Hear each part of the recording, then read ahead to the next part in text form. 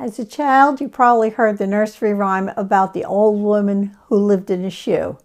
Today, when you think of shoes, you probably don't think of homes. Instead, you think of Nike, Adidas, or New Balance. These are all names of prominent shoes worn by runners, kids, and walkers, or just about anyone. Each one has advantages in terms of function, style, and fashion. But no matter how good the shoe fits today, it won't be on your feet forever. Kids grow up and need new shoes as their physical dimensions and needs change. Heavy use could just plain wear out a shoe. And the ever-changing world of fashion may dictate a change to something new. I'm talking about changes that take place when you buy a home. It feels uncomfortable for a while, like a new shoe. Then you settle in, you make that house a home. Your stuff fits, it feels good, but due to use, changing family size, change in financial situation, or your personal preferences, you might be thinking of making a move to a different home. As soon as the shoe gets too tight or too worn, it's a good idea to try on a new one. From here, this is where most folks go out into left field. They make a guess as to the value of their house. The math is wrong, calculating the closing costs. Then they use the wrong math to hop online and find a replacement house and decide they can't afford to move. They make such a huge life-changing decision based on inaccurate information. Such a shame. Nothing about this is correct.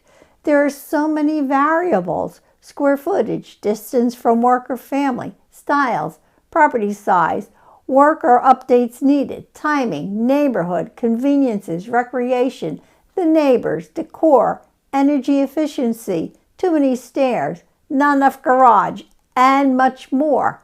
And you know what? Most of that doesn't count. Let me give you an example. I'll call them John and Mary. They owned a Cape Cod style home that did not have a formal dining room, which she was adamant her next house must have. For John, he had an expensive Corvette he loved to work on, except the current garage was so small he had to pull the car out into the driveway to work on it. For John, it was an oversized garage or two-car garage.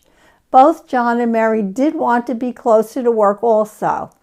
We did find them a house that saved them 20 minutes of the commuting time. It was another Cape Cod, with no dining room and no garage. Another couple wanted a larger home, preferably a colonial. No way would they consider a bi-level style, and he banged his fist on the table to drive home that point. Guess what style house they bought? Yep, a bi-level. Another couple shopping for a house would not consider a house without a garage.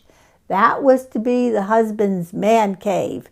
He would have his tools organized, a workbench, put his stereo out there, plus park the car.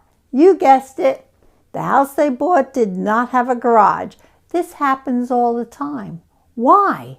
A home purchase is only made when the buyer feels at home. It's a feeling they can't shake off.